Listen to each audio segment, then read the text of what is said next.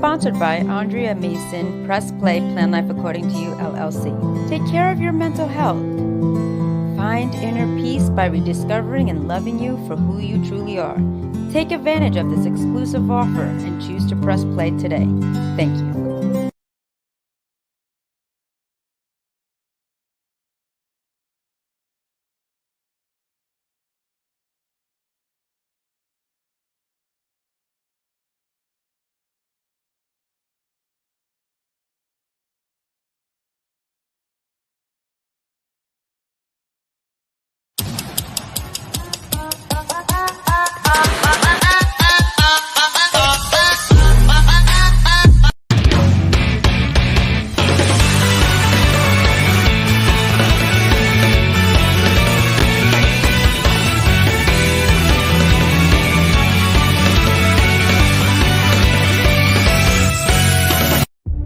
Everywhere I go, I see his face. I just really miss him.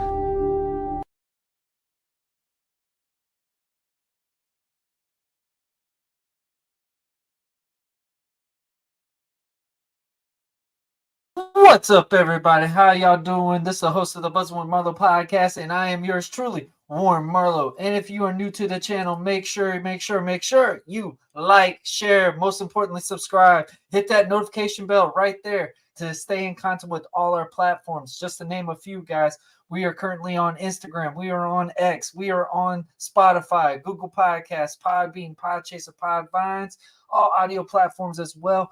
All Apple platforms. Let's make sure we get that across. And of course, we want to give a major shout out to our number one platform that we are on. We are in the top 25 list, and that's on Good Pods, guys. Shout out to them for being number two top sports podcast, which only did like maybe 2 episodes fully covering sports. So thank y'all for that.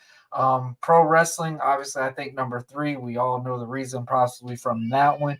But of course, overall podcast number 25 in the top 100. Super amazing. Great accomplishments, what we keep doing each and every time. And I want to thank all of y'all. But also, guys, I want to make an announcement. We are officially on Threads. Yes. If you're on IG, you know that they have this new thing called Threads. Somebody introduced it to me, and I guess we decided we were going to join in on it. I did it just for my character at first, and then we're like, hey, what the heck? Let's put the podcast on it, and it's been doing pretty impressive stuff. So, a lot of people have been requesting for some Buzzing with gaming content. Now that my son is home, I've been letting him play with it a lot more than me being on it. So I know a lot of people have been asking about that. We're going to get him back on it. He's been working on playing with the stream and stuff like that. So he's really been the thing helping me because I haven't been recording in a while. So him getting to play on this YouTube thing, that's something that he always enjoys. So I want to thank everybody that joins those streams and is real nice to them and stuff like that. That really means a lot to me. I know a lot of people have been asking where have I been, stuff like that. We've been busy. I'm not even going to sit here and sugarcoat it. We have been insanely busy for a while, but we are here. It is time. I'm looking forward to today, man.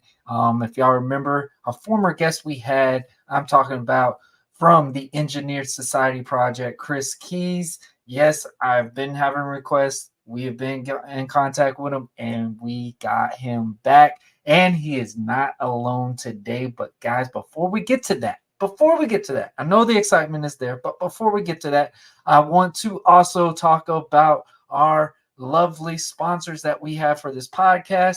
I've been a little down. It's a little late, but guess what? I got me some of that jitterless energy. And if you know what I mean, you know what I'm talking about. I'm talking about Dubby. Yes. Go to dubby.gg. Get you some of that awesome jitterless energy. You see the selection. There's countless flavors, man. Highly recommend these things. If you are sensitive to caffeine, stuff like that, this can be your answer. We talk about it all the time. It's cheaper than a can. You know how the world is now. Energy drinks are out of this world. And also, you want to know what you put in your body. Dubby has got it all covered. Ingredients on the side. Tells you limb for limb, everything what you need to go. And if you're unsure of the flavor, you can get a sample pack. It gives you a shaker bottle and 3 flavors for each serving. All you type in the promo code BUZZ20 with the capital B and get 10% off of your purchase. That's right. Shout out to Dubby, always giving Buzzing with Marlowe that jittlerless energy. All right, guys. Also, you saw from the opening intro, I want to give a major shout out to our major sponsor, Andrea Mason. Plan life accordingly. She now just started her podcast as well. She's in there in the realms as well. I want to give her a major shout out just for everything that she does for this show, the contributions, everything, man. Especially shout out to all y'all. I know I haven't been here in a while, and man, shout out to all the people live currently right now, man, on the X, on YouTube, and of course, we're on Facebook. That's right. And we got like 3 or 4 on Twitch. So we're starting having some people coming in. And I'm kind of shocked how kind of late it is. But hey, I'm super excited about this. But guys, we're not going to waste no more time. So guys, like I said before, we got Kris Keyes from the Engineer Society Project. He is here and he is not alone. And guys, we will find out in 3, 2, 1 after our commercial break. Yes, I know, I'm sorry, but after we will be back and it's gonna be time to go, because now we not just got one band, we got 2, we got 3. Man, who knows what else is gonna pop up? But guys, stay tuned. After this break, we will be back with Kris Keyes and all our extra guests that are gonna be here as well. So y'all stay tuned. Don't go away. Here we come.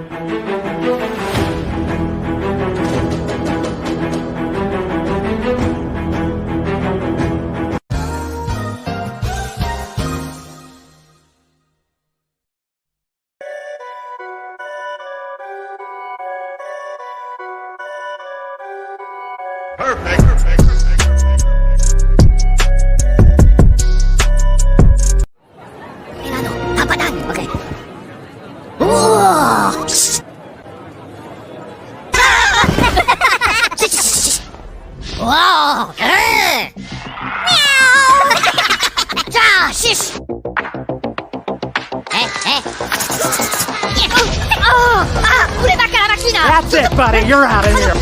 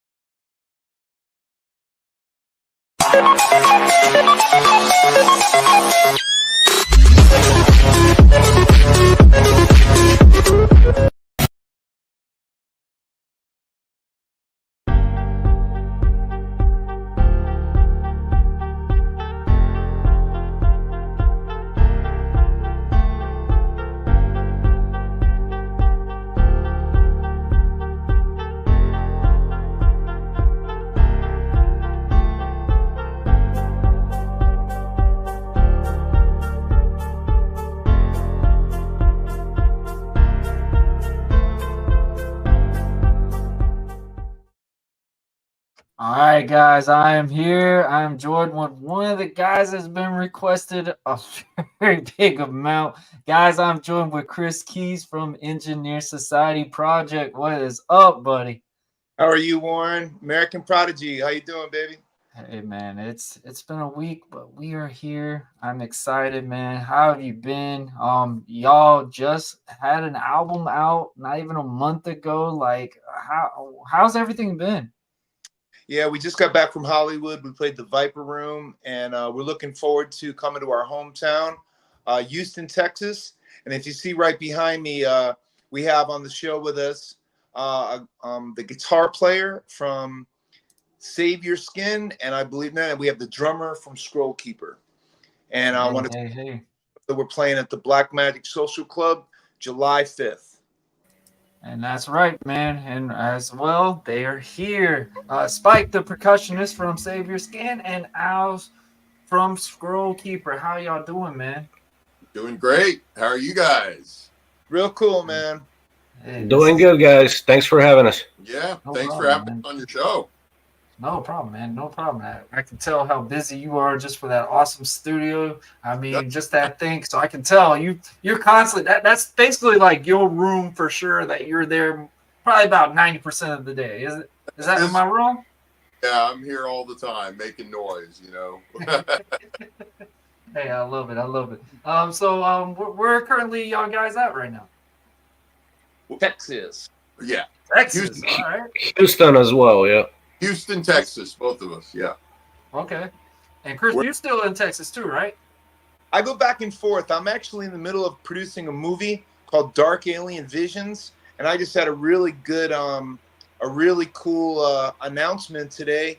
Wolverine from the UFC is going to help me choreograph some fight scenes in Las Vegas. I'm playing in Las Vegas with Scum Love and LA Story July 20th, and I'm also going to be choreographing and starring in some fight scenes with Wolverine from the UFC. Hey man, that's pretty awesome. That's pretty awesome. And like you just said, you're gonna be in a movie and stuff like that, man. So man, you've been making some moves. Like I remember last time we talked, you just sent me a thing about the song that you were making about regarding a song that you made called Undertaker. And I gotta say, man, it was very catchy. It was very good and stuff like that. So hearing you, doing more, making movies and stuff like that now, like, how's that transition and stuff like that been? I tell you the truth, though, this podcast is about what I'm really about. Because to me, if I can get I used to do movies. I actually used to choreograph movies. I used to do when I lived in San Diego. But I'm more into my music, man, and that's really the purpose of coming up here with you. I'm actually meeting these guys for the first time. I'm meeting the players of Save Your Skin and Scroll Keeper, and right behind me, the Filthy Dead and Frankenchrist are two other bands that are playing with us on the bill. But we're going around, like I said, we just played Hollywood, and I really think I'm working with a band back on the East Coast, and we're making this song called Metal Bands Unite. And I think right now, to me, more importantly than movies, even though I'm going to tell you about the movie, it's about bands getting together and supporting each other and feeling that connection together, because I think that's what we need in the world. We're in a world full of war. I don't know if you guys watched that the thing between Trump and Biden, but it looked like a big joke to me. And really, right now, the unity of our music to me is really important. So I'm actually just meeting these guys for the first time. I've talked to them on Messenger, but I'm interested in what's going on with them because I'm brand new to Texas, and I want to hear what's going on in the scene. And I know they've played the Black Magic Social Club before, but I want to hear about the club. And I'm looking to network, me personally, I'm looking to network with other bands and make that connection and that unity. Hey man, that's something that I've known since I've known you, is like you've been wanting to help the next person.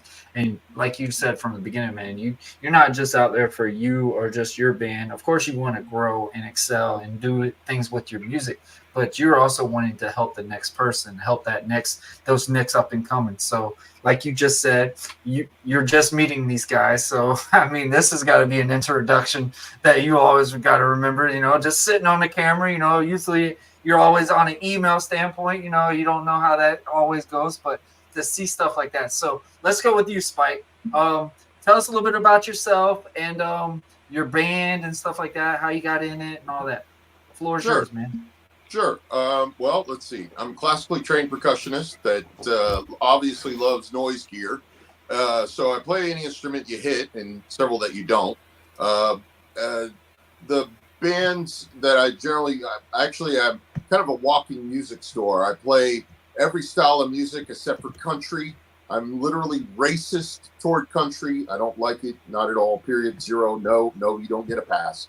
But anything else goes. So, anything from jazz and blues to fusion to someone taking an AM radio and throwing it into a meat grinder. Right up my alley. Bands like White House, Mersbow. No Johnny Cash, man. Yeah, the big Jesus. I love the Jesus Lizard bands like that. The Swans, Sun, of course. But with Savior Skin, this band kind of came about. The founder of the band, actually, Mark Somnus, he actually had put out word looking for a drummer, but and this is kind of one of the reasons why I get the phone call for projects like this is I kind of came up playing and working in studios and stuff, but I was the guy that loves to play with electronics. In fact, a lot of times I prefer to play with electronics than humans. So click tracks and a bunch of bunch of crazy noise going on. All that is right in my wheelhouse. So he got sent my way by some mutual friends, and it was kind of a match made in hell. Savior Skin is kind of like Sisters of Mercy meets Godflesh kind of thing, and so there's a lot of electronics. I'm playing to click tracks. You got to be able to play with the machines because they're not going to make a mistake. Only you are. So, I try not to make too many mistakes. But, that's kind of where I'm at and where things are going. And I have several other projects I do as well. Like I host the noise shows here in Houston called An Exchange of Noise at a record store called Sound Exchange. And it's basically experimental music, somebody with a couple of rocks and a microphone doing feedback through an amp. Sure. Anything goes for the most part. So, that's kind of my, where I'm at. I love that introduction. That was great. I'm racist to country music. That has got to be on a t-shirt. I love that. But I like Johnny Cash. Come on, man. You got to like Johnny Cash. Nope. No one. Also does, man. We also but he killed a man just to watch him die, man. Yeah, somebody should have killed them first. Well, we all know Spike will not be on any CMAs anytime soon. Man, actually, I had a country song and I thought you would be perfect on it. He was about to say, right? And I'm not kidding. For this interview. Hey, also, guys, we got Al from Scroll Keeper, the guitarist from that band as well, man. How are you doing, man? Yeah. Doing good, man. It's like, before I forget this, Kris mentioned that we need to do Metal Bands Unite, but that's not legit until you say it properly. Metal Bands Unite! That's the only way I know how Kris Keyes gets that message across, man. Nobody. Yeah, sorry, my falsetto's not too good. I'm a guitar player after all. So I'm the guitarist for Scroll Keeper, and at the moment, and for 6 years now, the sole guitarist. We've been around since 2016. Just got signed to a German label, ZYX Records, for our last release, which was in October last year. So before that, we were actually on a Brazilian label for a previous release, Alto da Fé, which is in 2020. For some reason, American labels don't like us, which I'm not too sad about that, because I think, the future for this kind of music might not be the United States anyway, or at least it's much bigger up in other parts of the world. We are, I guess, what you would say, a traditional heavy metal band with a little bit of leanings more towards speed metal and a bit of a thrash metal influences. And that's about it, man. We've been around for a while. All of us have been in other bands before. We're kind of long time scene veterans.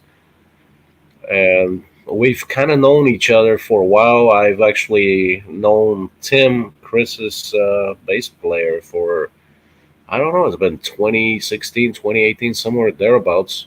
And I'm not even sure, Chris. I might even met you because you guys came to one of our shows. I think in 2018 at 19 Hole. Yeah, I know Tim was there for sure. I'm not sure if you were there with him. I might have been. I think you were. I think we met each other, but it's been quite a long time ago. 2018. No, I wasn't there. Or 19, maybe somewhere thereabouts. I know Tim just came back from LA at that point, and Right. you guys had just played the what was that one? The Lemmy Room. I think that that was when Ripper Owens, Tim Ripper Owens was in the Oh, might have been that. Yeah, might have been that. I love it. Warren, thanks for having me, man. I wish I knew more about wrestling. The only thing I can tell you is I have a friend. His son is, I think, number 2 regional at this point. He's doing really good. That's about all I know about wrestling at this Hey, point. man. Hey. I know it's not an easy sport. Oh man, that might be the reason why I'm messing up the time limits and stuff too. So I'm gonna want to play full on it. But I did boxing in high school for 2 years, so I kind of can relate. I got out of boxing when I started suffering in math from getting my head banged up a little too many times. Don't ask my wife. She'll probably tell you it's all of my reasons. I love it, man. You must have a lot of injuries from the sport, huh? Oh yeah, I'm currently got one right now, man. My shoulder has been banged up a little bit. Funny thing is though, it happened at the gym. Like I was just doing a normal workout, and then I felt a pop in my shoulder. I was like, huh. And I was like, kind of easing off. I'm like, all right, maybe it was just maybe it was a little bit too rough on the weight standpoint. And then I got home, like, more and more, and I'm just like, this ain't normal. I mean, it still have like that little pain sensitive. Like I have a high pain tolerance. That's something I will say. But for me to go, that does kind of feel a little different. It kind of makes me a little worried at the same time. But I mean, luckily I can move it now. But it was pretty banged up earlier today. I won't even lie. But it was funny. I literally have my wife and my kids literally stand on one side of my shoulder just to get it popped back in. And they were just like, you're not hurt at all that we're on top of you? I was like, no, I just hope that y'all can just kind of press it a little bit. Whoa, man. And it kind of freaked them out. Wow. So that's really why I reached out to everybody. Basically, like I said, one more time, we're playing the Black Magic Social Club, July 5th, with Scroll Keeper, Save Your Skin. Right behind me is the Filthy Dead. I gotta get more further. Frankenchrist. Wait a second, can't see that one. Wait a second. Let's see if I can zoom in on it. Let's see if I can get a little bit bigger. And Engineered Society Projects. This will be like our homecoming show, because actually we don't play Houston a lot. So really, I want to reach out to the bands, Metal Bands Unite, and actually I'm making a song with a band called Dirt back east called Metal Bands Unite. So that was really the theme of this. The Black Magic Social Club, Engineered Society Projects is all over the place. We're playing the Whiskey A Go Go. July 11th, we're playing Las Vegas with Scum Love and LA Story. July 20th, we'll be back east with Dirt in September. We got a bunch more Whiskey A Go Go shows that we're doing here or there. But I'm really interested in the Houston scene. I want to have a great show at the Black Magic Social Club. And hopefully at some point, I can bring my friends from the Filthy Dead and Frankenchrist up here, and we can have like a full podcast and shoot the shit and talk about. And another thing is, I wouldn't mind doing a song, man, with you, brother. What's your name again?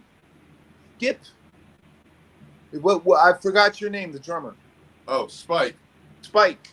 I wouldn't mind doing a song, man. You make me you bang some rocks together, and I'll sing some stuff over. There you go. Just don't sing country music, Chris. No country. I will not sing it in a country twang, But that's the thing is like metal bands doing songs together, metal bands uniting. I think that's the theme. Like I was inspired, like I said, by this band called Dirt back east, and they inspired that in me. They hashtag metal bands unite.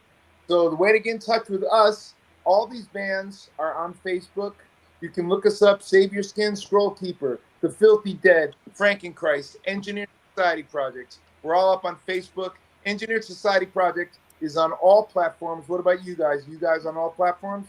Oh yeah, Oh yeah, too many to count, man. I know, I can't keep up with them. That's Mark, the founder of Save Your Skin. I let him deal with all that. I've got all my. Y'all just put it in that chat, and I'll put it on that little banner thing. And Bandcamp is like our biggest thing.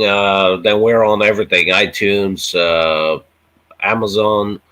We even have like bunch of our first EP went out of print, and I found it for $2,000 online. Man, that was a trip.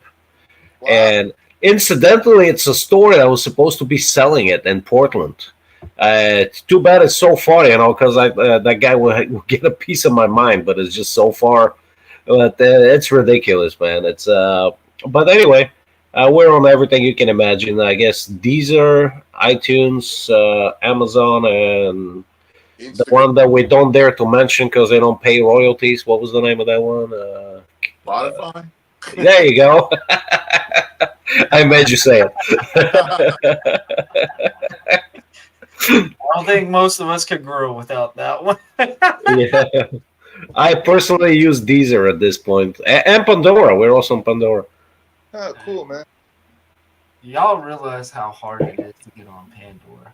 Oh, yeah, it is. It took a while, actually. We had to get to 2 records and finally get on there.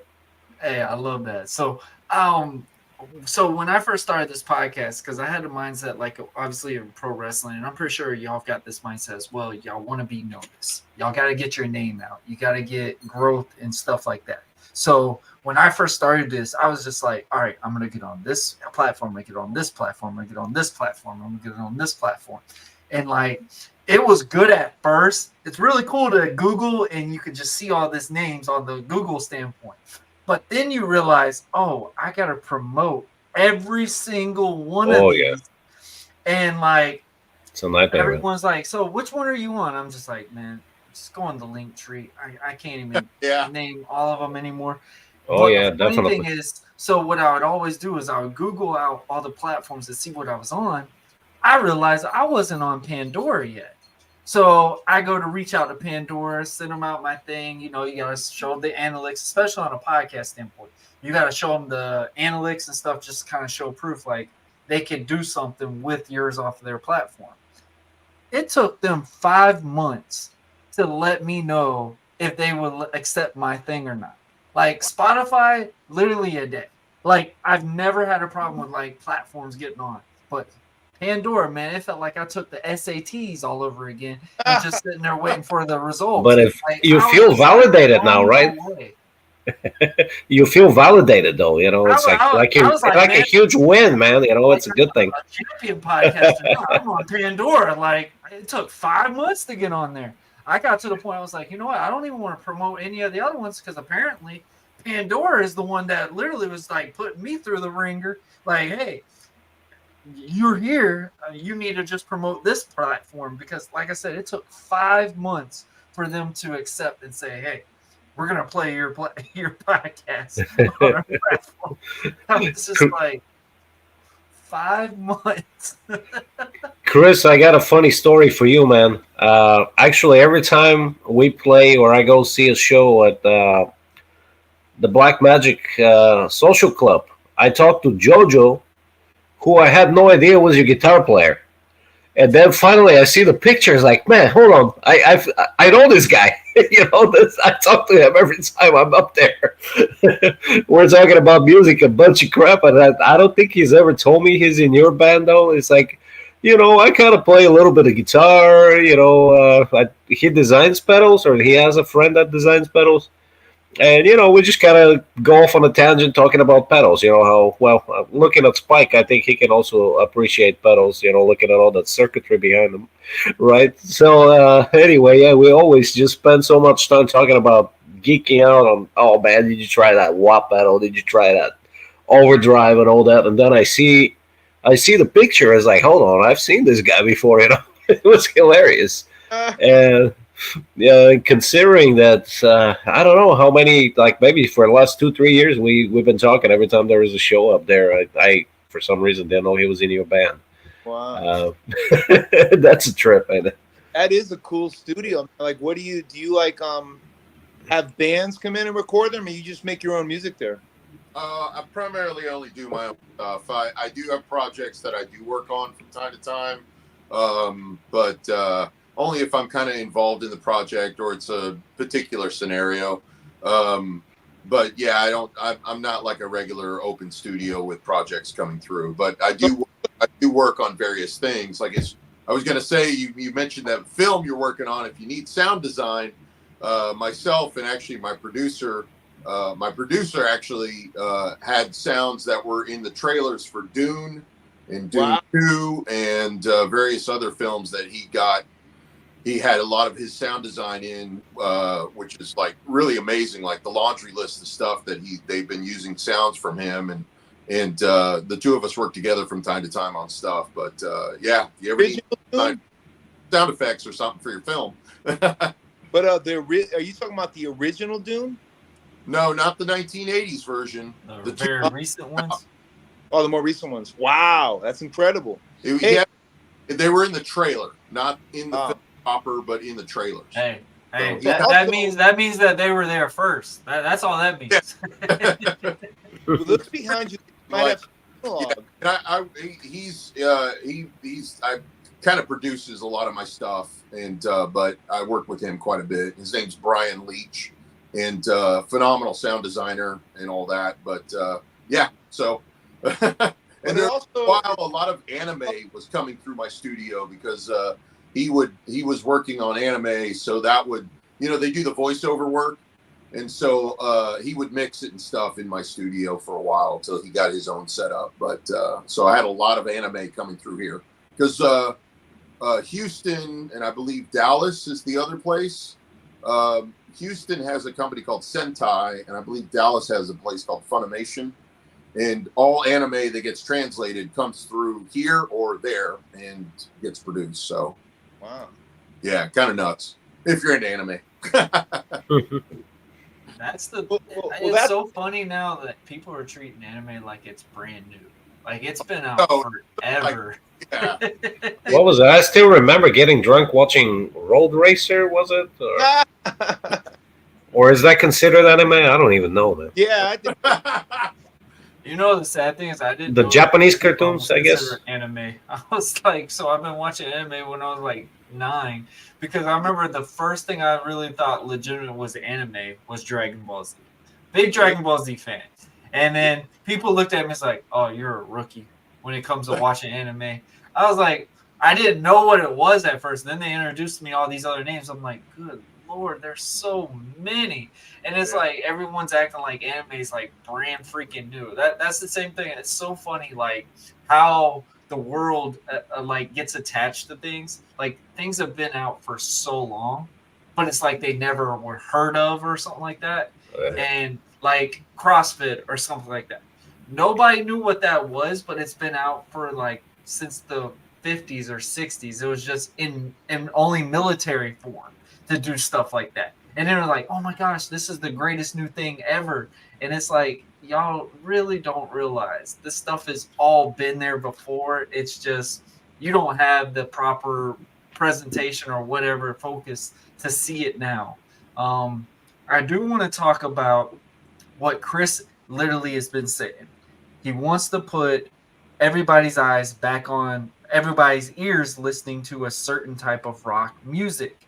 And I feel like Al has said before too, is the U.S. audience, it's not really clicking as well as it is overseas and stuff like that. Now back then, everybody was listening something regarding heavy metal, rock music, something like that. Do y'all kind of does anybody know why it's not as like the big thing anymore? Like things have gotten pretty stale, to be honest with you.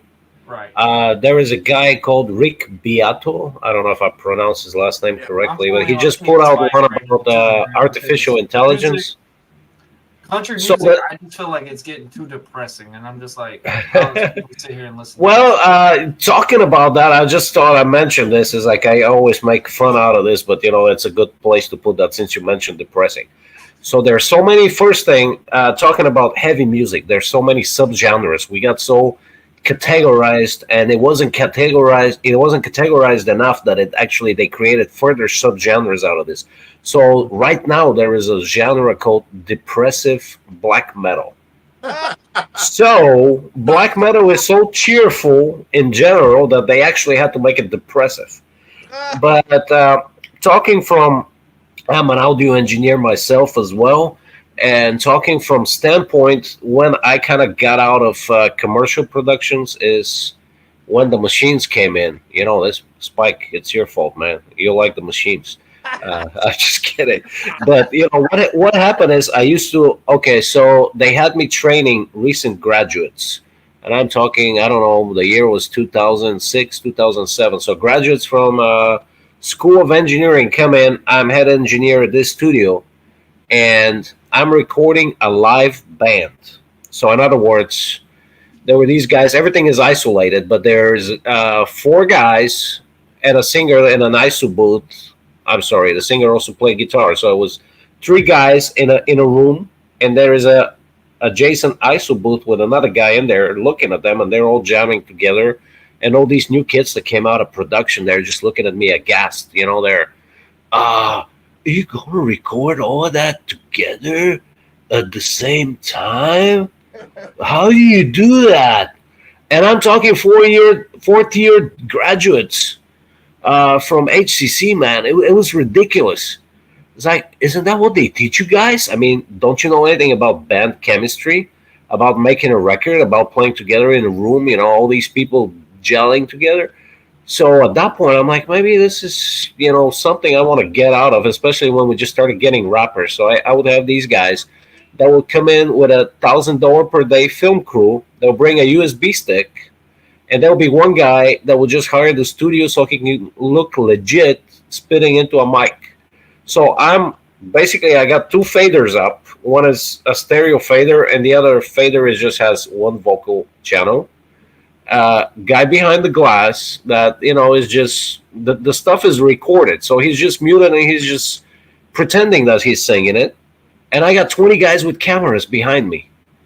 And I'm like, okay, what am I doing here? What is the engineer's role here? Why am I sitting here at all? Sure.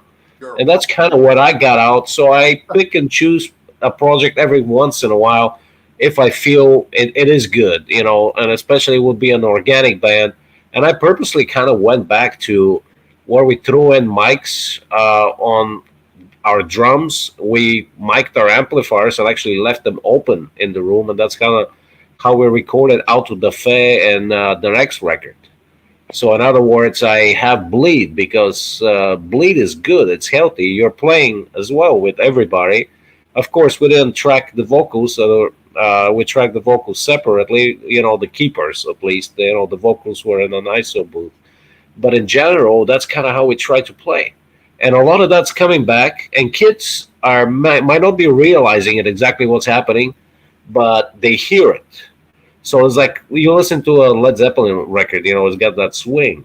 And you listen to the latest, who should I? Let me make sure it's somebody we didn't play with so I don't get. Oh, man, this is complicated. You're the MVP. Let's say the latest. Okay, what was that British band that were like super shredders? I can't think of. Jesus. Oh man. Anyway, let's say a power metal band, very successful power metal band coming out of Europe, and you can pretty much put any band in there. It doesn't matter. Like first, the drums, they're all sound replaced. so the guy is not even playing his real kit. Yeah. Then the next thing, it's all put on a grid, so they got a live person that spent I don't know how many years. How long have you studied music, Spike? Well, yeah, I mean, and I see where you're going, but And you get put on a grid, and you sound, and you end up sounding like a $300 drum machine or a Well- drum program, right? Everything that you learned in terms of dynamics and swing, etc., is done. It's killed. takes the human element out of it, which is in some ways good with certain genres of music, but Exactly. Yeah. most genres of music, you do want the human element. So, you do want, that's the whole point. Yeah, so kids are kind of picking up on this, and they're actually getting into organic genres. And in a way, the new wave of traditional heavy metal is providing that. There is actually a whole channel on YouTube, Diego, shout out to Diego. He puts in these whole albums, and you listen to this. And okay, the production is not optimal. It's like in terms of, I guess, optimal production, what would you say? Let's say Bob Rock album, maybe Metallica's Black Album. Yeah, well, Let's say this is, I guess, the top level production you can achieve, but that's still live. It's played live. You get into the semantics of. Actually, I had a session earlier, rehearsal, and we were talking about guitar players generally. If you say Captain, they're like, gross, too sterilized. But you say Keith Richards, and they're like, oh yeah, Keith Richards. I can listen to him all day. It's all gritty and grimy, and it's not the. Oh man, talking about that, he's only the sympathy with the devil solo. How about that guitar tone? It's awful.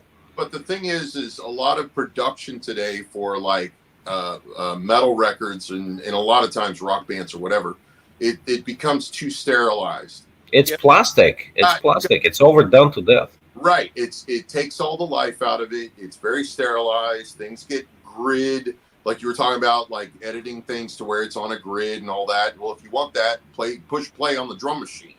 Yeah. A lot of the stuff is actually programmed on drums even. Right. There is a very undercurring discussion about especially power metal with some guys in Germany and other parts that I know. Yeah. And they're telling me actually which record behind the scenes doesn't even have a live drummer playing that are actually programmed. Okay, they're just trying to sell some records or whatever. Okay, that's lame. And in general, the audience, the audience in general doesn't care how you made your record, which is sad to say. Yeah, that is true. Your head, as you can see, I love gear and noise toys and all that stuff. It's all about the gear for me and who's using it. But the audience doesn't care how you made your record. They don't care what gear Skinny Puppy used. They don't care what gear Steve Albini used. They just, do they like the song? Do they like the record? The sound of the band? That's it. And it's all about the song in the end. Let's just be real. So if the song does not resonate, exactly. And the biggest thing in a song is actually, now we're heading the discussion towards Kris. I think you can have as many good musicians, but the most original and different thing in a song is the human voice. And the singer. So how much of that you take out and how much of that you digitize and how much you fine tune it, etc. So I'll let that go up to Kris. I think the further back you go in rock history, and that's why I want to ask Spike, is that analog or digital behind you? Is that all digital?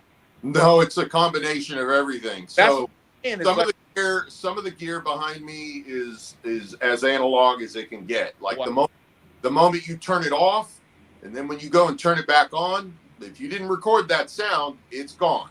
Wow. That's awesome. That's how it should be, man. But some of the gear I have is digital. I tried to record an album once, and it just took so long, but I really wanted to do it because if you listen to Dark Side of the Moon, the sounds, like literally the spacious sounds that you're getting, the farther back you go in rock and roll history, they had less tracks. Yeah.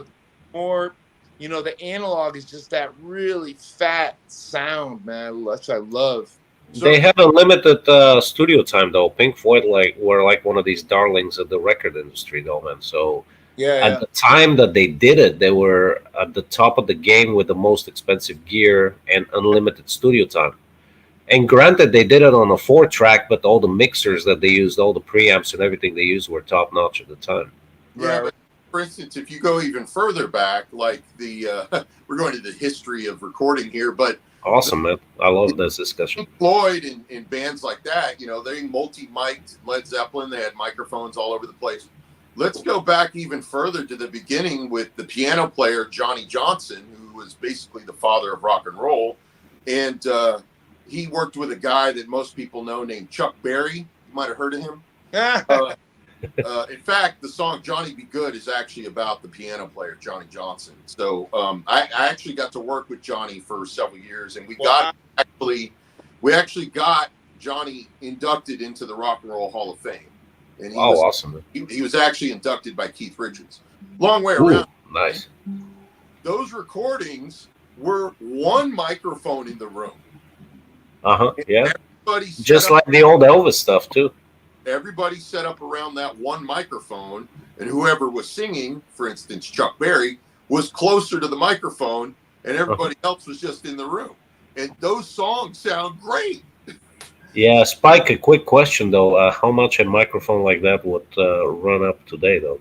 Well, it doesn't matter about today. That's the gear they had back then. Yeah, but it's essentially it's one of those Neumanns that are 18,000 these days, right?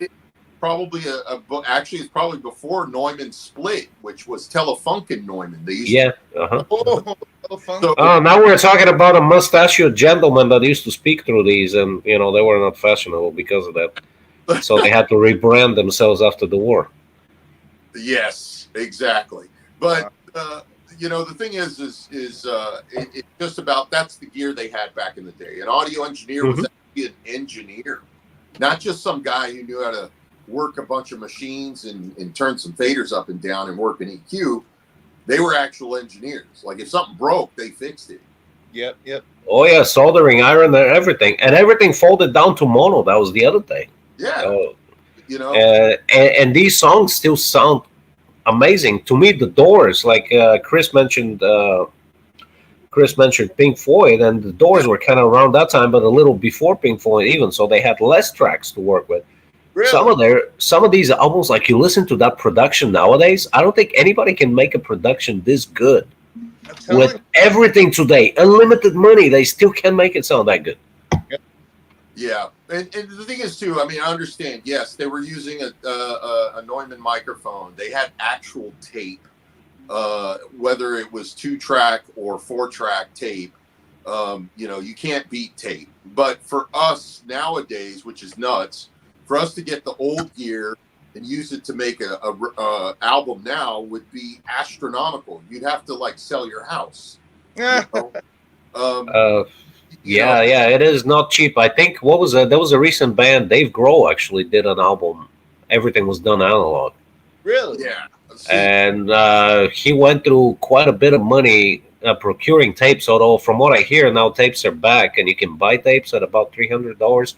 The reason I'm saying this is because we checked with the studio that I used in I did one analog recording full beginning to end at what was that big one in Houston, Sugar Hill, yeah.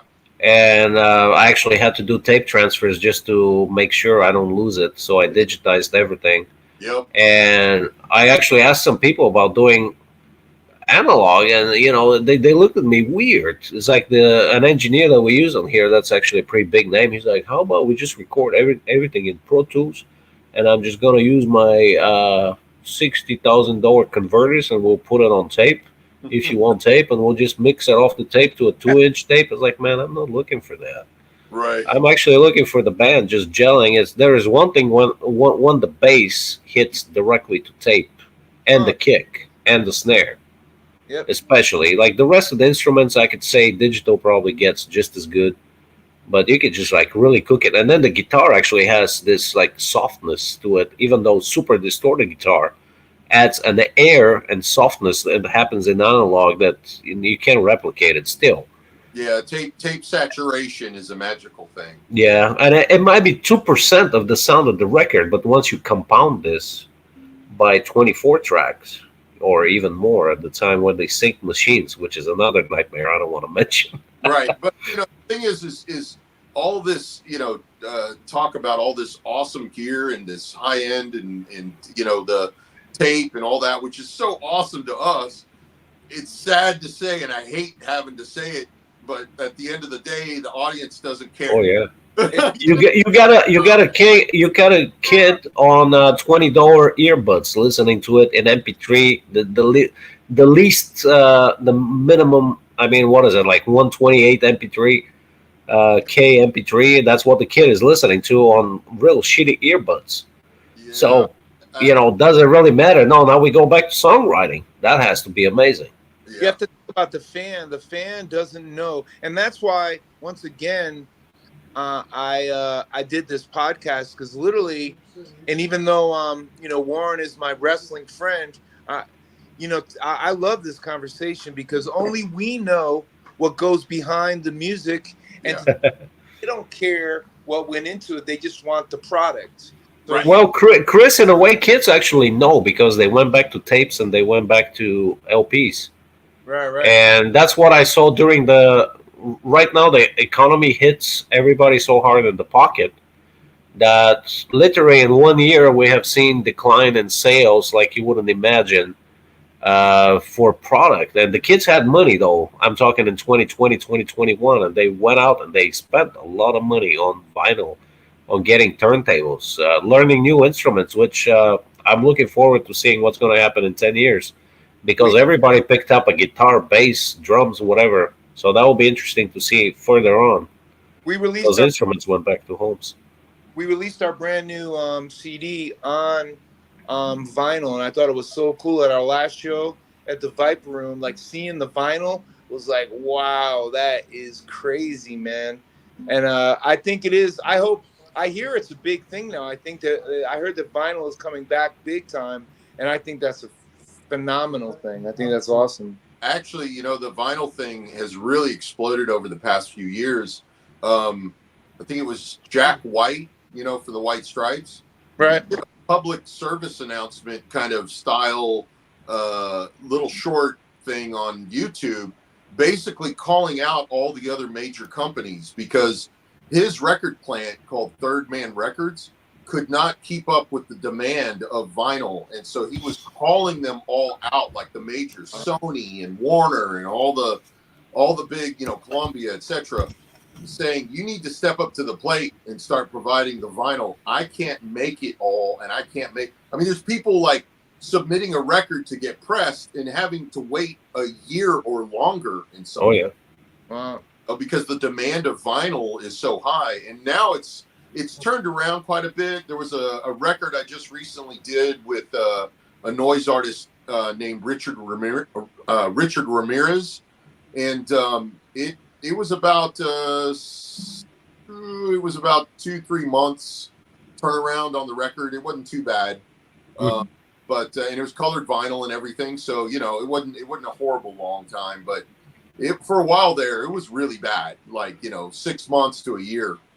Oh yeah, no, actually I know some bands that had to wait a year and a half, but interestingly enough, this worked out in our favor, being in on a German label that for some reason the shortage was stateside for some reason. I have no idea why.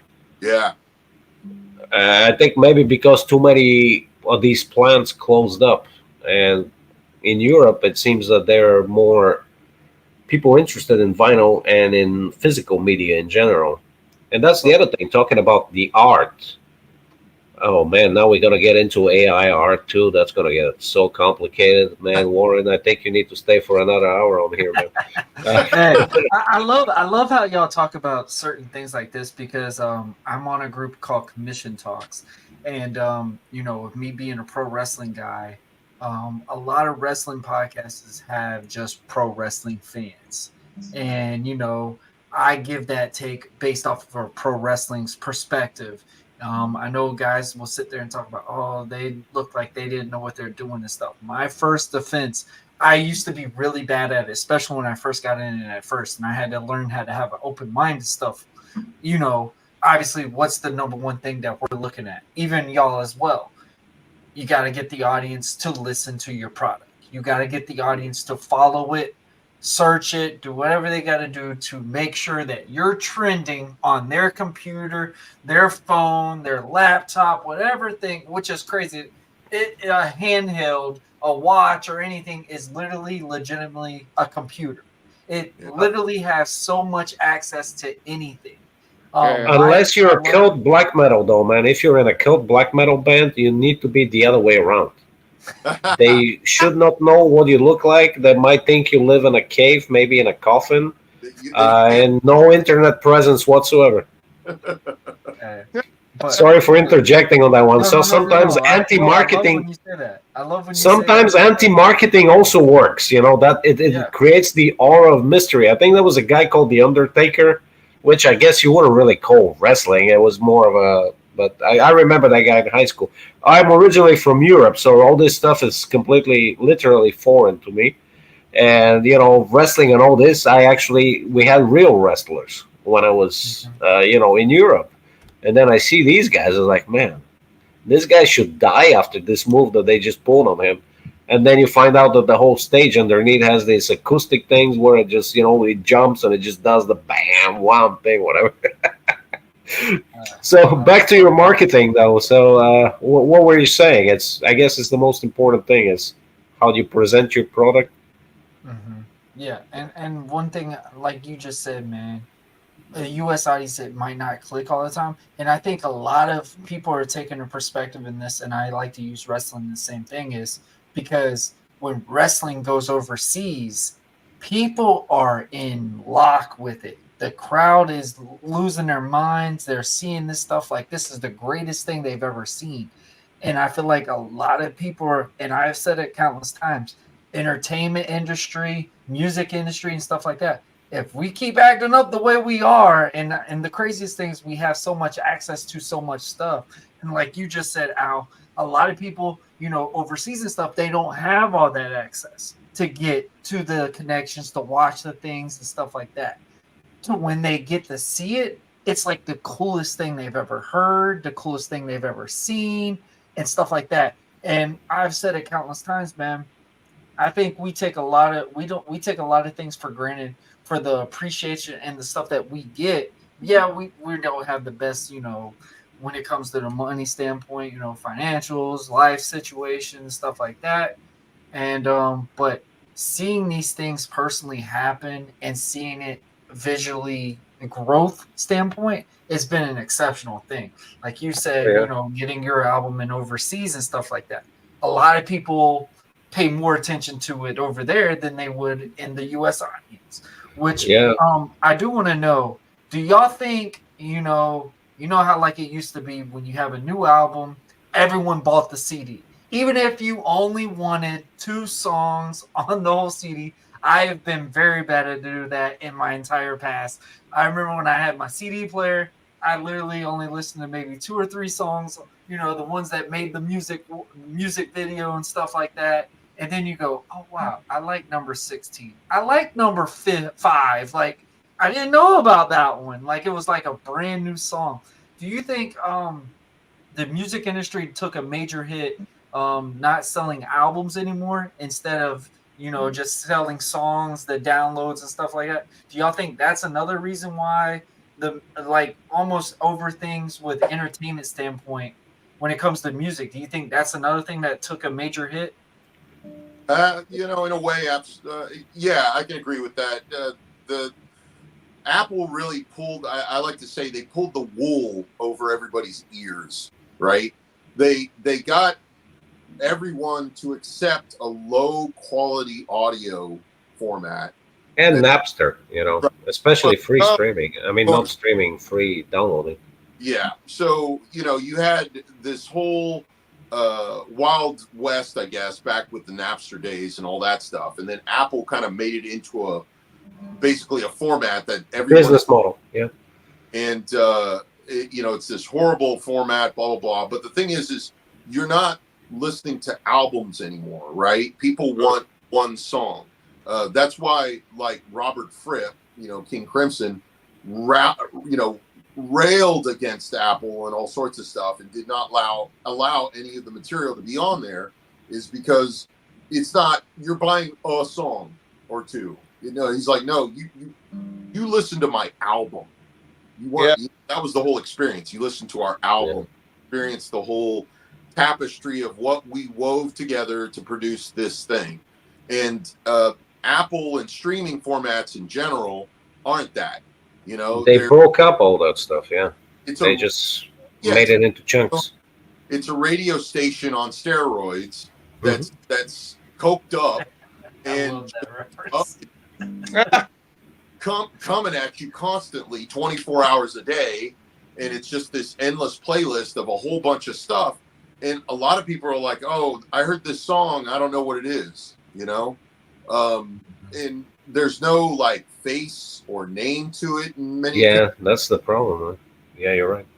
It's that. And a lot of people ain't taking that time to actually look for it either. That's the thing that I don't understand. Like, you know, when you take onto it, like we could all talk about it, and I think everybody's going to express just something like, and I feel like a whole nostalgia, you know, regarding with sports or anything like that.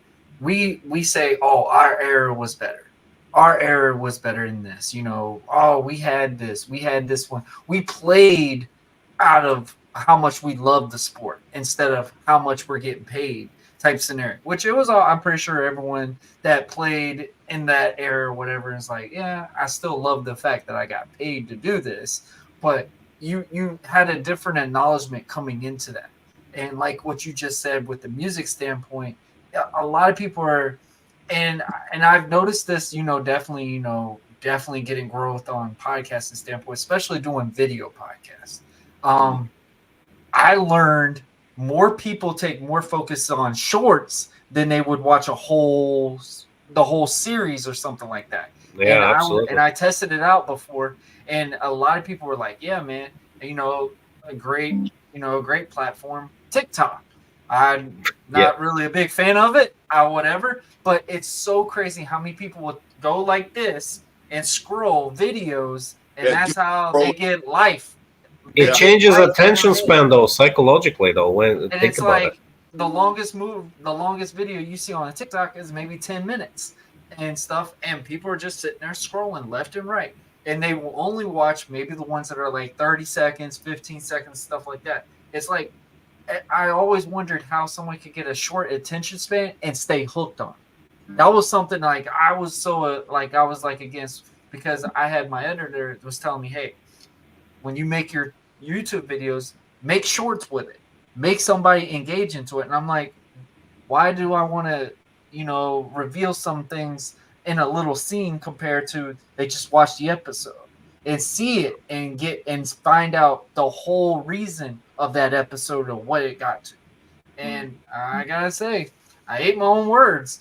I literally saw a growth on the shorts thing, and it was just like it jumped instantly. I was just like, more people focus on the short attention span than the long distance. And I feel like that's what's took a hit in major things, is because everyone's finding that one thing. Like, it's like saying if a kid's in a movie theater and the opening credits is not what they want, they're going to get up and leave the movie.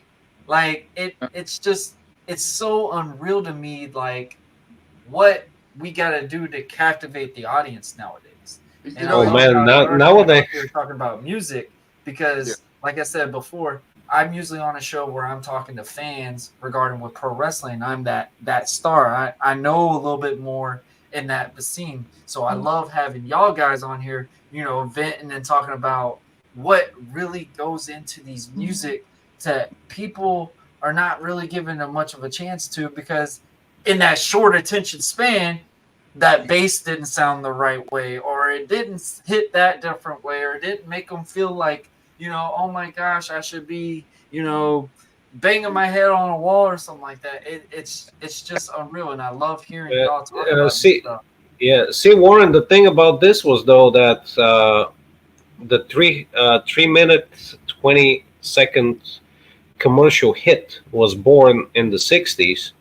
And people actually had, so in a way, that's your, you know, snippet, but in music. And it was created all the way back then when people actually bought singles. And then usually the coolest thing was that you want to make an artistic statement, you stick it on the B side. And so, you know, you sell Tribe on side A. And then side B might be a deeper cut that, you know, some of the more weird people might get into it. But the chicks that just want to dance to, say, Johnny Be Good, they won't be into the B-side hit because it might be dark, it might be a little more brooding or whatever. So in a way, we always had that. But one thing is, like, growing up in the '80s and growing up in the heavy metal, what do you call it, early days when everything was rabid. Like, if you find somebody in a crowd, you go to a Venom concert, for example. Venom. And there is a guy that's has a patch that says Motley Crue, for example. He'll get beat up. He'll get murdered.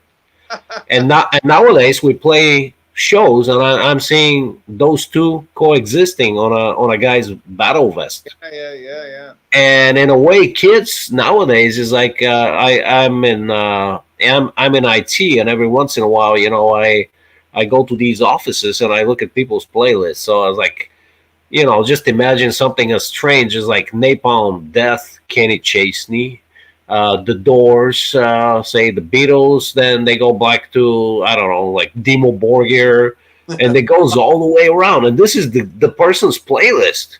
Yeah. And if you were a person that listened to this back in the '80s, and you were, say, Venom fan, you would get murdered, or especially Slayer fans. It was the same way with Slayer.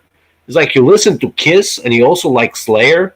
Oh man, you're a poser. You're out of there. Right. So in a way, this whole thing creates a lot of new fans that might not necessarily like. But the problem is gatekeeping, in my opinion. So that is really the greatest problem. So you might be on all these platforms, but you're always downgraded because the record companies, and I mean the what is it, 2 record labels now that own everything these days, or maybe they're like curator investment firms. I don't even know. It's like somebody bought the Queen catalog for $1 billion.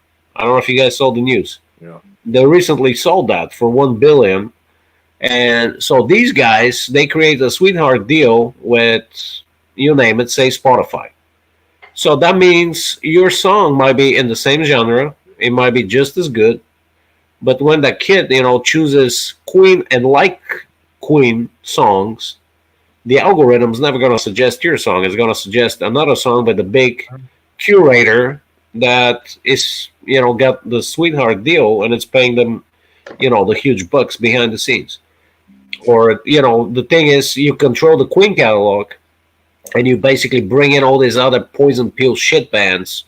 There are a bunch of these bands that are no good, right? That nobody likes. But the thing is, you own the Queen catalog, so you force Spotify to force feed the rest of the garbage into the audience as suggested playlists.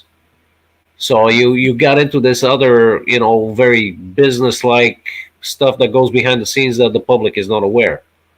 Or just back in the day when we had the major labels, you had the reason we had so few records was because everybody, like, for example, let's say the thrash metal era, you had your Slayers, your Metallica, your Exodus, your Anthrax, but each major label had one of these usually.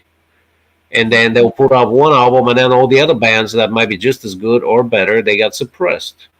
Like all the German bands, for example, they never made it as big here. Like if you look at the German thrash metal movement, it's actually a lot better in terms of non-plastic releases, especially Anthrax, for example. I have no idea why they're in the big 4. But, that's, I guess, a subject matter for another discussion. But the thing is, you have Sodom and you have Creator coming out of Germany that in terms to, they should be in the big 4 and Anthrax should be out of there. And, Metallica after the 3rd album, they should be out of there as well. It might be unpopular opinion. I also think that Testament should be in there as well, and probably Metallica and Megadeth should be out of it. But, that's, again, my personal favorites. But the gatekeepers, you had your Elektra, you had your Capitol Records. They didn't allow Noise Records out of Germany, who were a major minor label, to come in en masse and take over the market.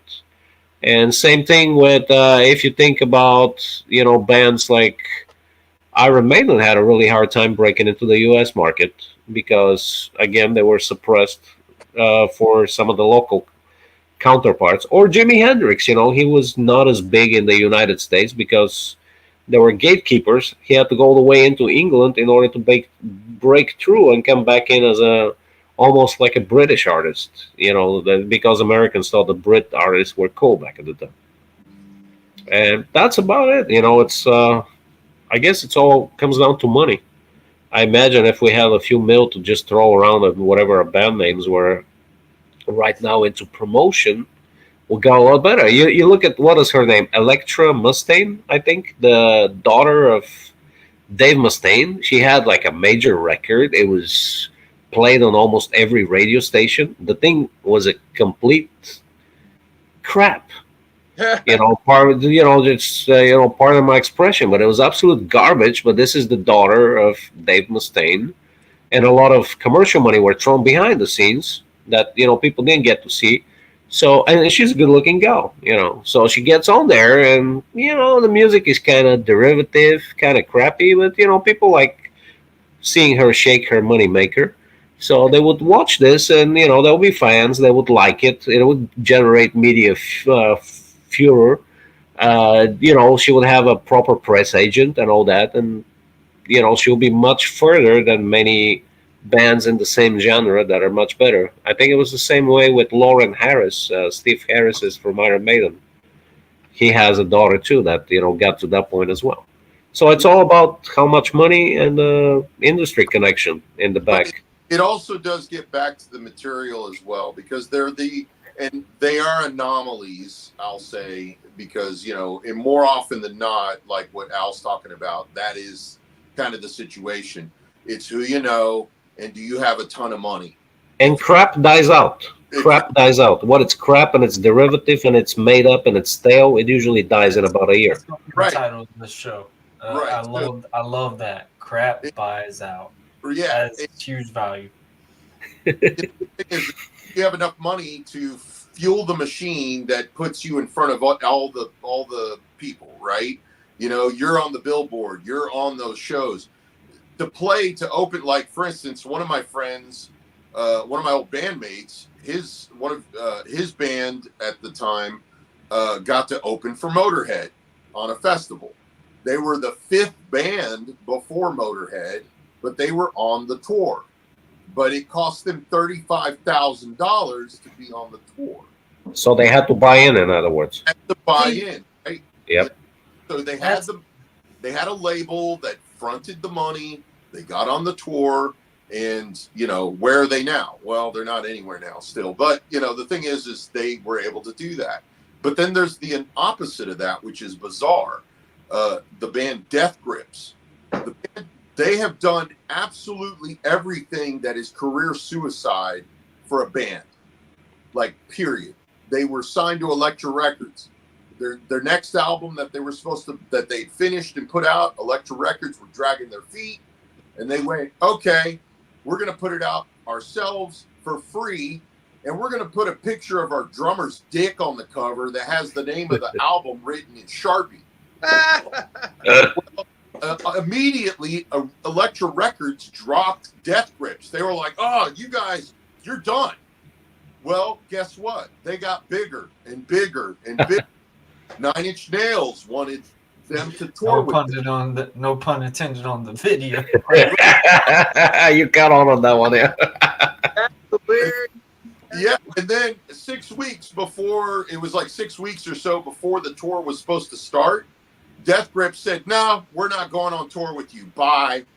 And they announced their own tour, which sold out nationwide. So, and then I just saw Death Grips in October, the end of last year. I had to buy the ticket a year in advance. Wow. To see them. I mean, and they do no promotion. They do nothing. They do absolutely nothing. It's about the music, and that's it. In fact, their shows, the venue I just saw them at was like one of the bigger venues here in Houston. And they sound checked while everybody was there. Like, they didn't care. They're not awesome. Us. They're driving around in their own tour van. And they also don't do a stage show. They have red lights on stage. They start the first song and they run all their songs together as one giant song for like 45 minutes or an hour. When they're done, that's it. That's the end of the show. Thank you. They walk off. And it was like sold out, you know? And I'm like, how are these guys doing this? But it's about the music. That's it. I mean, they're an anomaly, but it's only about the music, and that's it, you know? Well, it was kind of like that guy Quarton from Bathory. I don't know if you guys are familiar, but there was basically it was a little kid that was the son of the record label owner, and it was a pretty big Danish record label, if I'm not mistaken, or was it Swedish? No, I think it was Swedish. So this guy, in the free time that the studio is not used, he goes in there and plays badly, all kinds of instruments, mics them up badly. And creates this horrific noise, and then on top of that, he decides to be a non-entity. Nobody knows who this guy is, and I think Quarton is maybe Latin for Dark Prince or something like that. So basically, he picks that for his name. It's a moniker, right? And nobody knows the rest of the band. He does maybe 2 or 3 shows all his life, and eventually he latches on into the Viking saga kind of stuff that other bands that picked up and did it better, but he was like one of the originators of the Viking metal genre, which originally though he was like black metal, like this really nasty noise, and nobody knew who this guy was, and he created like almost like a whole genre by himself, and nobody knowing anything. But then he's got a pretty major label behind him, but his dad, of course, not to ruin his reputation, puts a lot of money behind it and releases it as a separate thing, so it doesn't really drag down his record label. It's a separate record label that he creates a little brand, offshoot that's just this kind of stuff, and a bunch of freaks that are trying to. Uh-oh, did we lose him? You lose you? Oh, I think he was on a good rant too. Yeah, no, he was going On it, man. Yeah, I If mean, you have to, man, just cut back in, and I'll put you right back in, bud. wish it was more about the music than about all this other stuff we have to do. If you think back in the day, you got into a band, you They would lose it. followed them. Yeah, we just got you back. We got you. Yeah, Back. man, wishes it was more about the music and it wasn't all this other stuff, man. Yeah. You think of a great example, and I just realized this: the Super Bowl. Yeah. Like, you see all the trademarking performers that have been on the Super Bowl. Little did any of us know, obviously a fan perspective, that they had to pay them to play in the Super Bowl. Like, I'm thinking, like, man, they getting a good check to perform in the Super Bowl. Like, everybody's watching the Super Bowl, which it's crazy because we used to always say America was the only known area for NFL. Nobody knew what the NFL was overseas.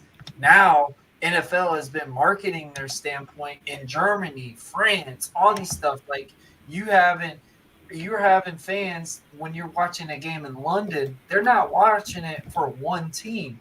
They have countless jerseys. There's just NFL jerseys on these people. They just think it's awesome that they're seeing this. And it was just crazy to hear the Super Bowl. You have to pay to play in the Super Bowl, to perform in the Super Bowl.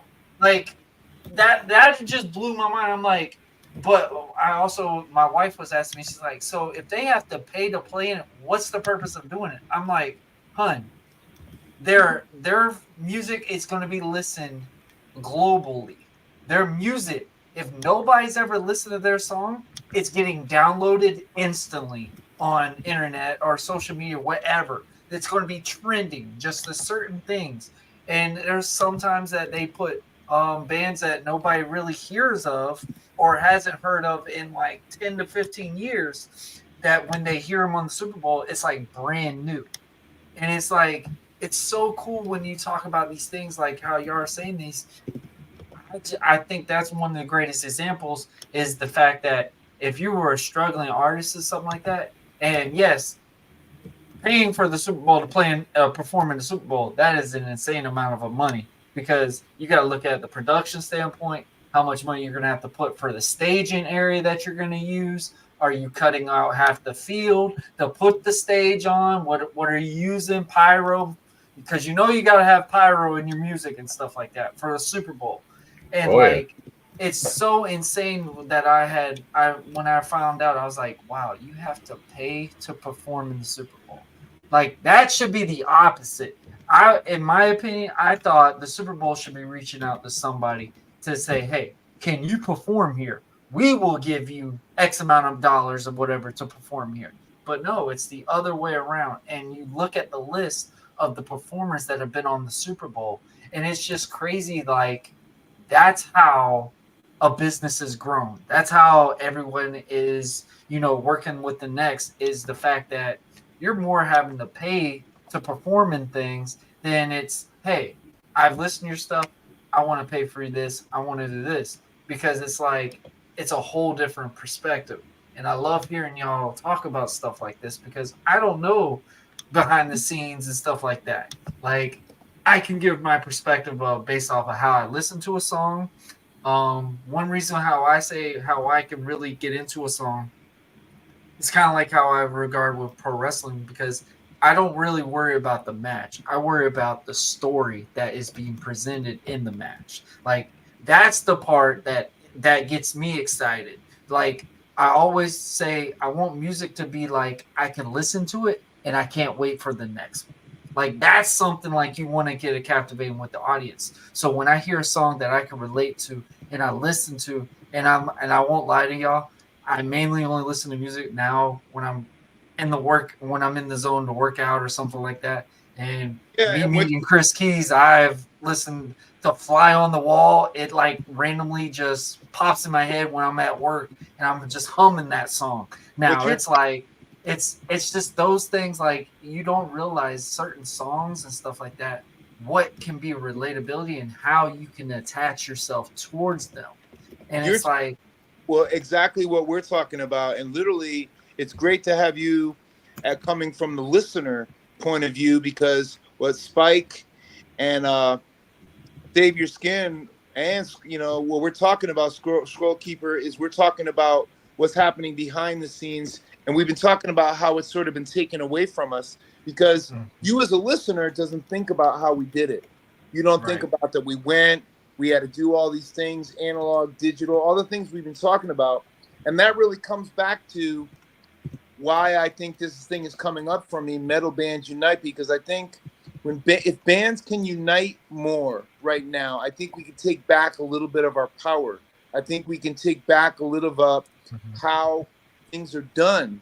And I think that's the only way to do it, because in this podcast, we've talked about a lot of different things, and it sounds like a lot of stuff has been taken away. The magic of music, the writing of songs. I'm really into writing songs. Like you talked about that Undertaker song I wrote. I was really into that. And it wasn't about the pro wrestler.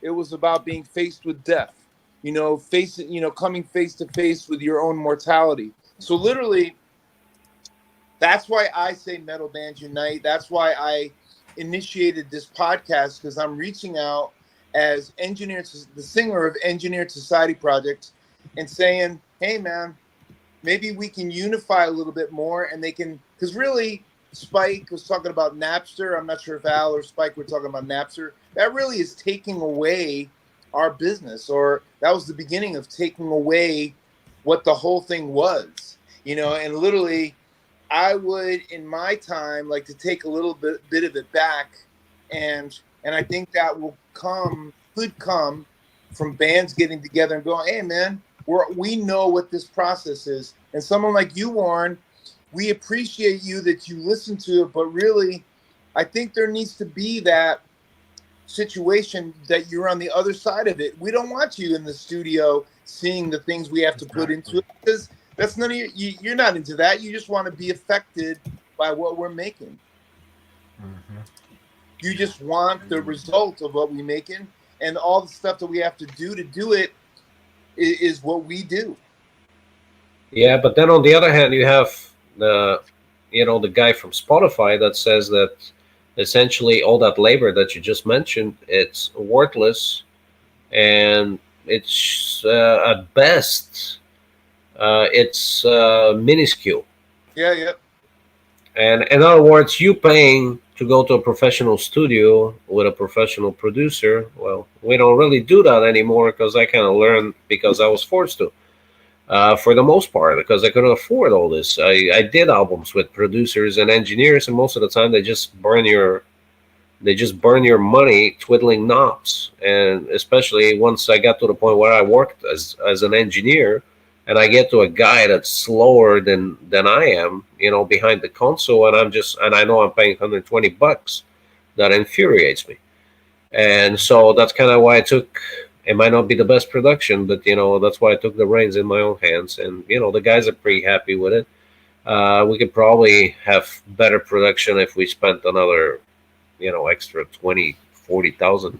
But at the level, I guess it's not as important.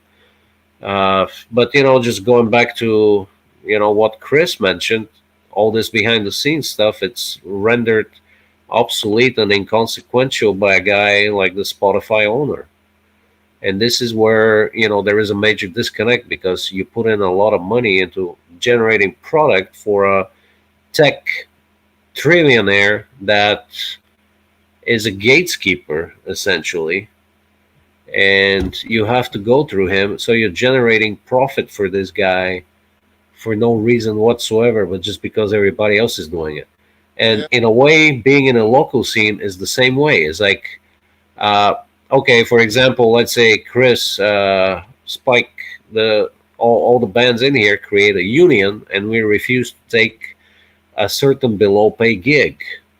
There will be enough young and stupid bands that they will even come out of high school and bring their moms and pops to pay for ticket prices just to be there, so they can be on a proper stage with a proper lighting.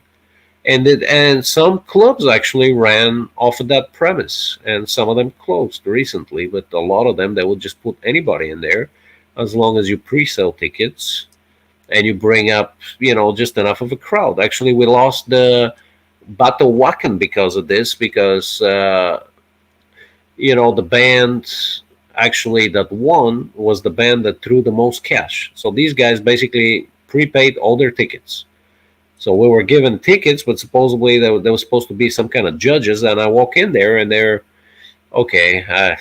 I have no idea how these guys got even affiliated with Wacken, but they were just like bunch of local scene promoters out of Austin that were essentially pretty much small potatoes and had no idea about music, and they were the judges. And the only thing this guy's looking for is who's going to generate the biggest income. Luckily, COVID shut this down. Actually, what happened is we lost this, and the band that actually paid the most money went to the next. And then in the next, the next stage of the challenge, there was another band that spent more money and bought more tickets, so they fell off. And essentially, this whole thing is a big pyramid scheme until you get to maybe the end of it. And Europeans, they don't even hear about this. When the guys that run Wacken, they have no idea what's going on here. This is just some promoter just got like a little license to run the Texas chapter of this, and that's what they're doing. So what I'm trying to say, I guess I've maybe a little too lengthy of an explanation, is you have certain gatekeepers, and as long as there is an idiot to pay the entrance fee, which in some cases has been us as well. We've done all this stuff. We've done the battle of the bands. We've done I'm sure all of us have. You grow up and you learn that this is not a proper business model.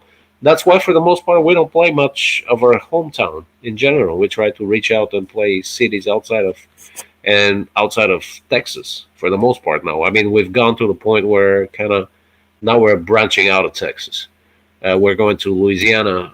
We're going to be going to Louisiana and some other local states, because that's the other thing, is having a day job, which most of us do. Yeah, and we also have a bass player that's in San Antonio, which is a 3-hour drive or something like that. So in a way, we are regional. We're not just local, just based on the geography. But just having to organize this, so you cannot really do a full proper tour because everybody's got to go back to their job. So we do little treks. So you take off on a Friday afternoon, you play one place that's within 3-hour drive. Then you play another place on the next day. That's within another 6-hour drive, and then Sunday you recuperate and you drive back the whole distance. And unfortunately, at that point, this is as good as it is. And unless we land some major festivals, we probably won't be going much further unless we can do like maybe a fly-in and go from there. But just long story short, as long as there are people willing to pay the entrance fees, you're always going to have, even if you create a music union here, the club promoters and bookers, all they're going to do is they're going to pick the next slew of kid bands that sound like shit, literally sound like shit, and they're awful. And that's why, for the most part, I don't even stay in for gigs anymore. It's like my ears are tired. I got to protect my ears. Actually, they're my money. So I cannot sit in and listen to the same derivative Pantera bands, for the whole duration of while I'm waiting my turn to play on a gig. It's like, well, man, you don't support the local scene. It's like, well, do something original and I'll support you, And I might get beat up by some of the local bands for saying this, but this is exactly what it is. Try to sound original. Don't be just a clone of something. And this mentioning this, it's like I had a deep dive with Savior Skin, and I could say that it's one of the Houston bands that has always been interesting and always taken a different approach. And they don't sound like anybody. They're doing their own thing. And unfortunately, Kris, I haven't listened to your stuff much, but what I heard, which was some singles, I could say the same thing. I can hear a lot of influences, but you guys sound like your own thing. You don't sound like, say you just picked up a certain band and, just sound like that. There was like some bands recently while I was moving out of the studio. There was a band that sounded exactly like a cross between Metallica Black Album and Pantera, for the most part, and I mean like a 50-50 exact copy. And I think I even heard Enter Sandman, but they dropped 2 notes off of that riff, and they were practicing this song for like 2 hours, the one with the Enter Sandman riff in it. It was like, how do you don't hear this? This is the other problem. So when you have anybody that can slap a band together with just as long as they sell enough tickets, not based on the quality of the band itself, you cannot really have a proper scene. So these things have to be filtered out somehow. And I don't know. I don't have the solution for this. That I mean, of course, it is what it is. But I kind of blame LA for pay to play. Oh yeah.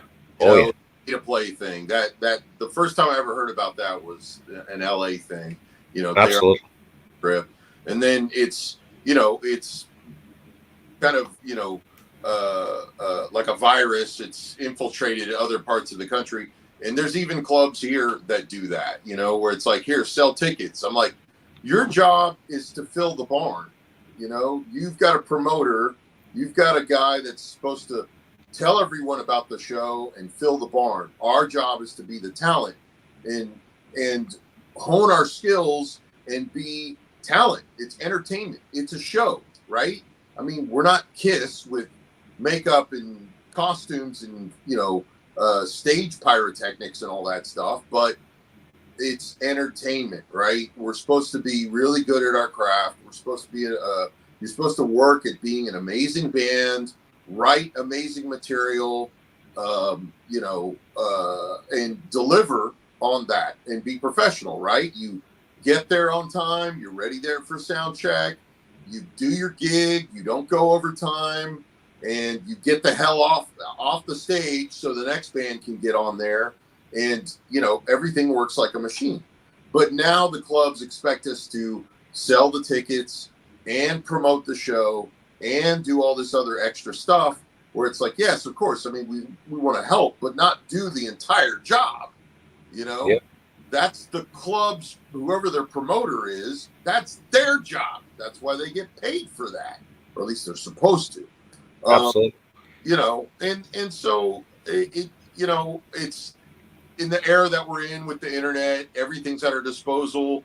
Yes, we all have megaphones and we're all screaming in them to, hey, look at me, like a me seeks or something, with our bands and our, our music, et cetera, because we're all selling, T-shirts. We're all T-shirt salesmen, as they like to say, and you use those mediums to make ends meet. Yes, you do want to let everyone know that's following you online about your show, et cetera, et cetera. But what are the clubs doing about it? Why aren't they promoting it as heavily or more heavily than any of the bands are? Because they want to fill the barn and sell booze. I mean, they don't care, honestly, like Black Magic Social Club, and that's a great venue. I play there all the time. I play there constantly. But as far as entertainment goes, you could be G.G. Allen on stage shoving a microphone up your butt. But if it's going to fill the barn and everybody's drinking and the bar's doing great, sure, why not? But if you're like King fucking Crimson on stage and you are an amazing, phenomenal musician, but 4 people showed up and your mom, see ya, it's showbiz, it's entertainment, right? Fill the barn. But they, instead of this pay to play kind of, atmosphere, the venues need to, with the promoters, etc., do their job, fill the barn, reassure that the bands that they get are good. They're good at their craft. They're good at what they do. And yes, an audience will arrive, will show up because they're going to come to drink anyways. But if the bands are good and you consistently provide good entertainment, your venue does, then of course you're going to keep filling the barn. But, it is what it is. I still remember the good old days when actually you had to go physically and sign a contract with the venue. Yeah. Which delineated, basically, it was a legally binding contract. You don't show up, you were liable. And if the club did not provide, they were also liable. Right. And back in those days, there was you would get a promoter, you would get at least a commercial on radio, which at that time was 101 KOL, if I'm not mistaken. Or what was it? The 106.9, which was the metal station. You would get at least one commercial before the show, and there would be at least an ad in the Houston Chronicle, which was the leading paper at the time. So this is what you got for playing a place that was just a regular club. I wouldn't say anything really huge. And this was just par for the course. Yeah. And you don't show up to the gig, actually, the bar owner can sue you for, breach of contract. And they actually did it. But some of them were actually, there were enough bands that I knew that got sued once or twice with flaky band members. And now the thing is, some of these kid bands, the guy just wakes up, he's overdosed the night before and doesn't feel like going over there. Or he's drunk, has a hangover, or, whatever. Or his mom won't drive him to the venue. and the band just drops out last minute. Yep. And, some of these places that just do, bands by numbers without looking at any of the quality, they just end up with shows that are not well booked, and there is, dead air in there, and the clubs don't do well. So there is no curating happening, which I don't know what the solution to that is, because I don't know if there are really as many music fans now in general as there used to be. People just want to see their nostalgia act. Nobody wants to discover anything new. I think there is, and I think this is a beautiful podcast. I think we've talked about a lot of things that we see, and once again, right from the beginning, I said metal bands unite. I think it's doing just this. I'm looking forward to meeting you guys. I'm new to the Texas scene, so I'm looking forward to meeting you guys in person, seeing your band play, and I think there has to be an answer. There has to be a light at the end of the tunnel. And I think it is stuff like this. I think it's doing podcasts. I think it's doing radio interviews, talking about it, reaching out to other metal bands and look at going, say, hey, man, this is what the situation is. The situation used to be better. The situation, I think, was created in LA where they're making bands pay to play. They're making bands do this. So really, metal bands unite. I think that has a multiple meaning where it's like, listen, if we get together and start talking about things, another band's going to go, hey, man, they're right. And then they're going to join with us. And slowly, I think it's a unionization of, but really it's just talking. It's like individuals talking, doing it right now. And this right here is a united situation. This is Scroll Keeper. What's your band's? Save Your Scroll Skin. Keeper. Save Your Skin. Save Your Skin, Engineered Society Project. And literally, we're here. We're showing the problems we're having in our industry, but we're getting together. We're unifying. We're getting up on the same stage. And I think that's the answer, man. It's the only thing you can really do. I don't think it's a complete answer, but it's at least a beginning, you know? Let me ask you this, guys. Do you do it for the money? Oh, come on. You just got bit. You just got bit by the bug, and you can't quit it. 5 years old, man. 5 years old. I stepped onto a stage as a singing tap dancer, and I've literally been addicted to the stage ever since. And literally the whole relationship of writing lyrics, writing music, having it relate to other musicians, having it relate to other people has been my whole life ever since I was 5. Never changed. Well, there you go. That's the thing. It's like I tried quitting it twice, and I just couldn't. I started missing it, and that's kind of how I ended up in this band, you know. Well, And look at me now. It's 6 years going. Well, I'm one of those that's too stupid to quit, and as you can see, the stuff behind me, Plus, you got serious investment in this, right? I'm more addicted to it even now than I was when I started. You know. Yeah.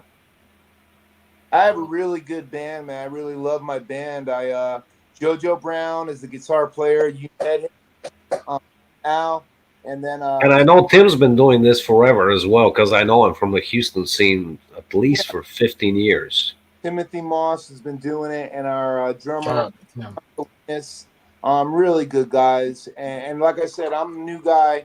I'm the new guy to the whole scene. So really, that was the purpose of this podcast, is to introduce myself to Houston and to introduce myself to the scene and other bands. And so grateful for our pro wrestling commentator to bring us together. Absolutely.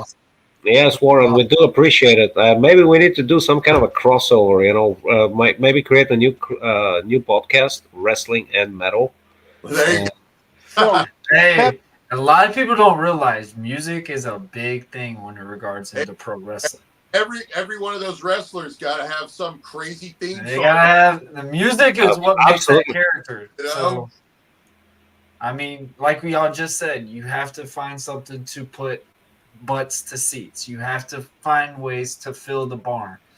Music in pro wrestling, that if that entrance song hits it a certain way, man, that's what captivates that audience to focus on, to look at that guy and go, hey, I want his shirt. Hey, he's got a toy.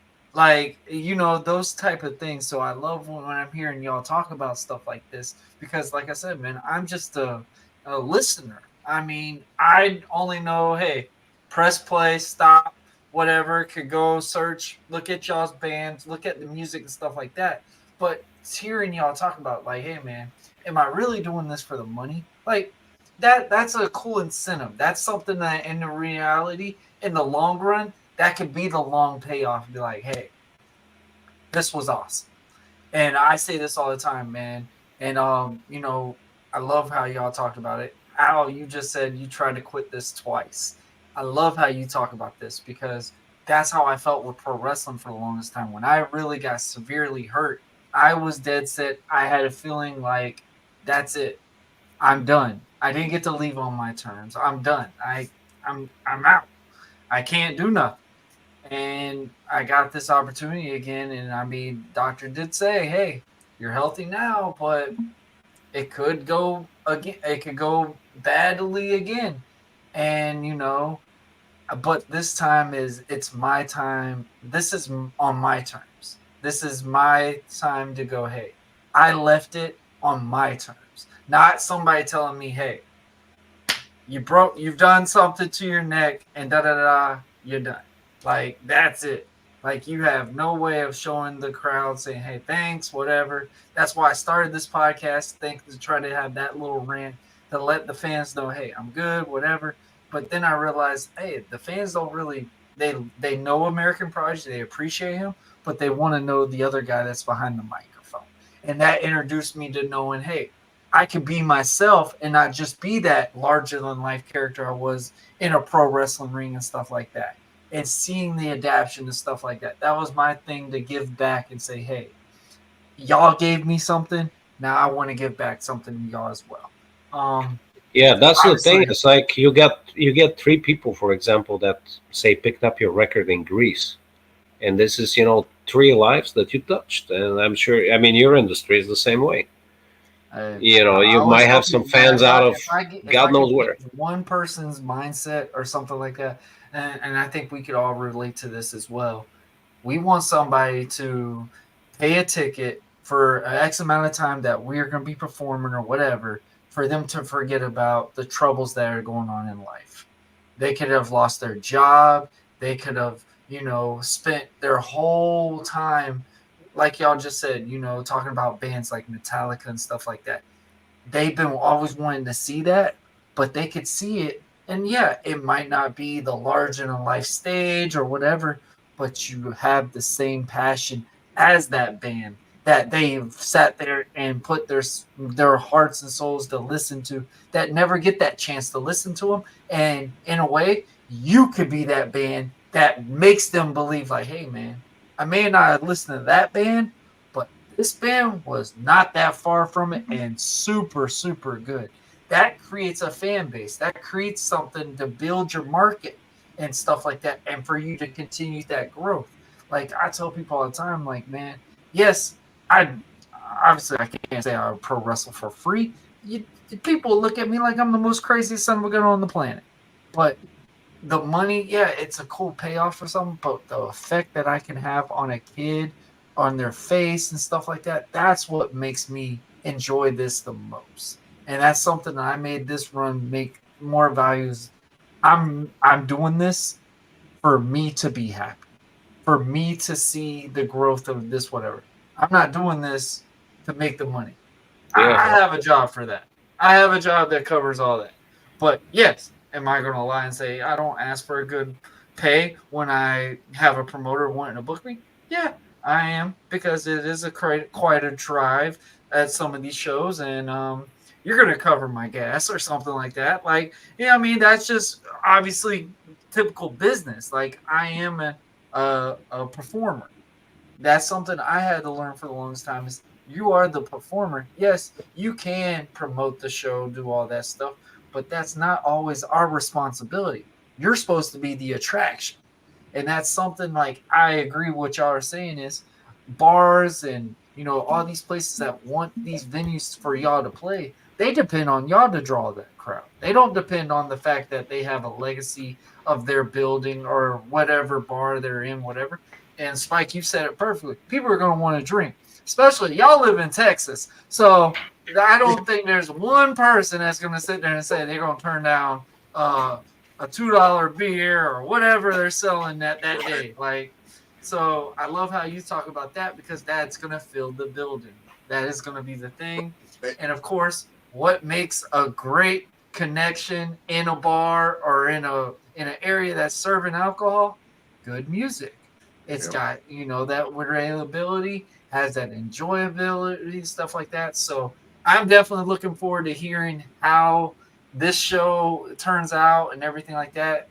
Guys, we are officially on our victory lap. I want to give a shout out to everyone that has been still listening and watching us at this crazy time of the day. But man, this has been an awesome, awesome chat. Who wants to go first? Hey, thanks for having us, man. My name is Kris Keyes, and like before, I know Save Your Skin. The reason I wanted Spike to say it is that's what you do. I think in your business, you put people over, like the Undertaker or whatever puts like Steve Austin over, and literally that's what I'm all about these days. I'm all about networking with other bands and saying their name, having their name being said, because I know the value of my name being said. Engineered Society Project. Kris Keyes from Engineered Society Project. Spike from Save Your Skin, and Al from Scroll Keeper. You know, the connection, everybody can feel it because that's what they're attracted to about a band. The band is about one thing. And when musicians, I think, connect, I think it's a powerful thing. And we're going to do a show July 5th at the Black Magic Social Club. I'm a new kid on the block. I look forward to meeting my new friends. And we'll be back up sometime, Warren, to tell you how the show went, introduce you to our other friends from the Filthy Dead and Frankenchrist. And look forward to showing you our new music. We're always recording, but definitely our new CD out right now is called Deception, Engineered Society Project. And thanks for having us, Warren. Hey, man, always a pleasure. All right, Spike. Al? Great meeting you guys. And Warren, thank you for putting this all together and everything.